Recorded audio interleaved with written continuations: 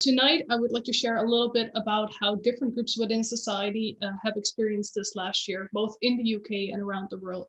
So this last year has had an enormous impact on all of us, but it's clear to see that it has hit some groups within society harder than others.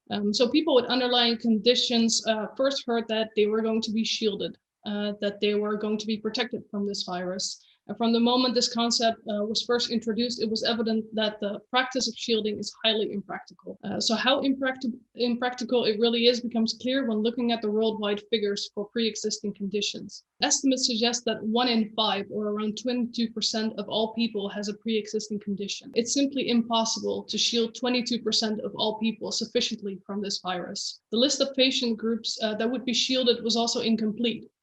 It did not cover a multitude of rare diseases that puts people at risk for developing severe COVID and possible death from COVID. These patients were left to fend for themselves throughout this pandemic, both in the United Kingdom as in other countries throughout Europe and all over the world. A large part of them saw no other option than to isolate themselves from the outside world entirely. A large group of people with underlying conditions has therefore been shielding for over a year now, while the country opened up and closed down again, then opened up again and closed down again, without it ever being safe enough for them to return to normal life. They were left feeling isolated, locked away, as the policy created an us versus them mentality. This, combined with the stories about the do not resuscitate orders for people with learning disabilities, made this a truly terrifying situation for some.